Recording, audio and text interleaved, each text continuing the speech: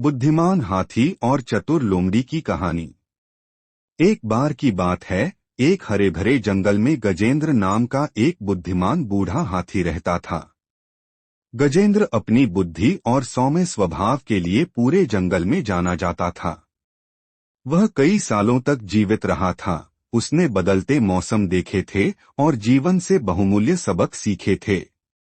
उसके बड़े कान और दयालु आंखें उसे सभी जानवरों का प्रिय बनाती थीं। एक धूप वाले दिन चिंटू नाम का एक युवा और चतुर लोमड़ी जंगल में आया। चिंटू अपनी तेज बुद्धि और चतुराई के लिए जाना जाता था, लेकिन वह अक्सर अपनी बुद्धि का इस्तेमाल दूसरों को धोखा देने के लिए करता था। उसने गजेंद्र की बुद्धि की कहानियां सुनी थीं और उससे मिलने के लिए उत्सुक था। चिंटू को इस बात की उत्सुकता थी कि एक बड़ा धीमा हाथी इतना बुद्धिमान कैसे हो सकता है। उसने मन ही मन सोचा, मैं बूढ़े हाथी को मात देकर सबको दिखा दूंगा कि मैं उससे ज्यादा चतुर हूं। इसलिए चिंटू गजेंद्र को चुनौती देने के लिए निकल पड़ा। चिंटू ने गजेंद्र को एक बड़े बरगद के पेड़ के नीचे आराम करते हुए पाया। हाथी चुपचाप ठंडी हवा का आनंद ले रहा था, लेकिन चिंटू के पास कुछ और ही योजना थी। वह धूर्त मुस्कान के साथ हाथी के पास गया और बोला, नमस्ते बुद्धिमान गजेंद्र। मैंने तुम्हारी बुद्धिमत्ता के बारे में बहुत कुछ सुना है, लेकिन मुझे लगता है कि मैं तुमसे अधिक चतुर हूं। एक चुनौती के बारे में क्या ख्याल है? गजेंद्र ने अपनी बुद्धिमान आंखें खोलीं और ध्यान से सुना। तुम्हारे मन में किस तरह की चुनौती है, युवा चिंटू? उसने शांत और स्थिर स्वर में पूछा। चिंटू मुस्कुराया। मैं तुम्हें पहेलियों के खेल के लिए चुनौती देता हूं। मैं तुमसे 3 पहेलियां पूछूंगा और अगर तुमने एक भी गलत उत्तर दिया तो तुम्हें मानना पड़ेगा कि मैं जंगल का सबसे चतुर जानवर हूं। गजेंद्र ने धीरे से हंसते हुए उत्तर दिया, बहुत बढ़िया चिंटू, अपनी पहेलियां पूछो। लेकिन याद रखो, बुद्धिमत्ता सिर्फ चतुराई से उत्तर देने के बारे में नहीं है, यह जीवन को समझने के बारे में भी है। चिंटू शुरू करने के लिए उत्सुक था। यह पहली पहेली है, सुबह में 4 पैर, दोपहर में 2 पैर और शाम को 3 पैर किसके होते हैं? गजेंद्र ने एक पल सोचा और फिर मुस्कुराया। यह एक प्रसिद्ध पहेली है। इसका उत्तर एक इंसान है। जब वे बच्चे होते हैं तो वे चारों पैरों पर रेंगते हैं। जैसे जैसे वे बड़े होते हैं वे 2 पैरों पर चलते हैं और अपने बुढ़ापे में वे एक छड़ी का उपयोग करते हैं, इसलिए वे 3 पैरों से चलते हैं। चिंटू प्रभावित हुआ, लेकिन उसने इसे जाहिर नहीं किया। ठीक है, उसने कहा, चलो देखते हैं कि क्या तुम दूसरी पहेली का जवाब दे सकते हो। मैं बिना मुंह के बोलता हूं और बिना कानों के सुनता हूं। मेरे पास कोई शरीर नहीं है, लेकिन मैं हवा से जीवित रहता हूं। मैं क्या हूं? गजेंद्र ने एक पल सोचा और शांति से उत्तर दिया, उत्तर एक प्रतिध्वनि है। एक प्रतिध्वनि तब बोलती है जब वह किसी सतह से टकराकर वापस आती है और इसे बिना मुंह या कानों के सुना जा सकता है।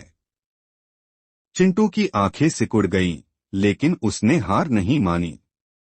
अब अंतिम पहेली के लिए, यह जितना ज्यादा होगा उतना ही कम दिखाई देगा। यह क्या है? गजेंद्र ने अपनी आंखें बंद की और मुस्कुराया। यह एक आसान सवाल है।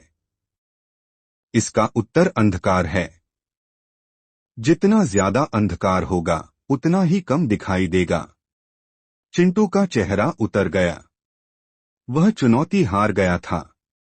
गजेंद्र ने हर पहेली का सही उत्तर दिया था, लेकिन चिंटू हार मानने को तैयार नहीं था। उसने एक पल सोचा और फिर एक और सवाल पूछने का फैसला किया।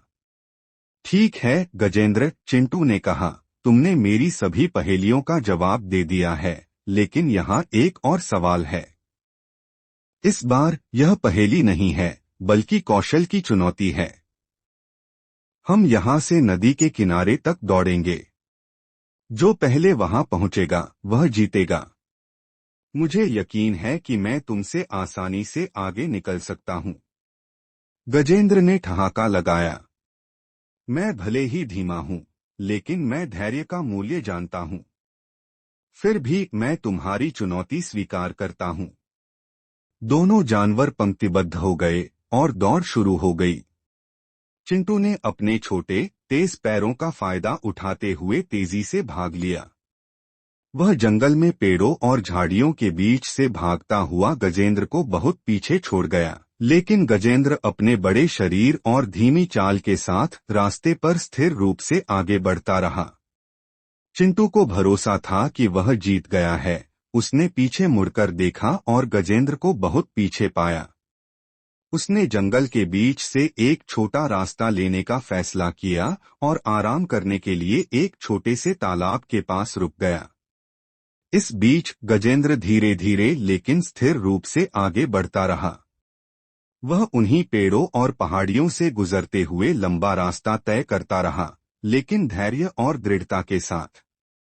जब तक चिंटू को एहसास हुआ कि उसने बहुत देर तक आराम किया है, गजेंद्र पहले से ही नदी के किनारे पर था, शांति से इंतजार कर रहा था। चिंटू हांफते हुए और सांस फूलते हुए नदी के किनारे पहुंचा। उसे अपनी आंखों पर यकीन नहीं हुआ, गजेंद्र ने रेस जीत ली थी। तुमने यह कैसे किया, गजेंद्र उसने पूछा। उसकी आवाज में आश्चर्य और सम्मान दोनों भरे हुए थे। मैं तेज दौड़ा और तुम बहुत धीमे थे, लेकिन फिर भी तुम मुझसे पहले नदी तक पहुंच गए। गजेंद्र ने धीरे से मुस्कुराया। हमेशा गति ही रेस नहीं जीतती, चिंटू। कभी कभी यह ध्यान केंद्रित करने, धैर्य रखने और शॉर्टकट से विचलित न होने की क्षमता होती है। तुम जल्दी में थे और आराम कर रहे थे, यह सोचकर कि तुम पकड़ लोगे, लेकिन मैं दृढ़ निश्चय के साथ आगे बढ़ता रहा। चिंटू ने शर्मिंदा महसूस करते हुए अपना सिर नीचे कर लिया।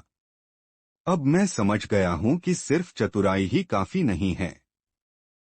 मुझे तुम्हारी तरह ज्यादा धैर्यवान होना चाहिए था। मुझे यह महत्वपूर्ण सबक सिखाने के लिए धन्यवाद, गजेंद्र ने सिर हिलाया। याद रखो चिंटू, बुद्धिमानी सिर्फ तेज या चतुर होने के बारे में नहीं है। यह समझने के बारे में है कि गति के लिए एक समय होता है और धैर्य के लिए एक समय होता है।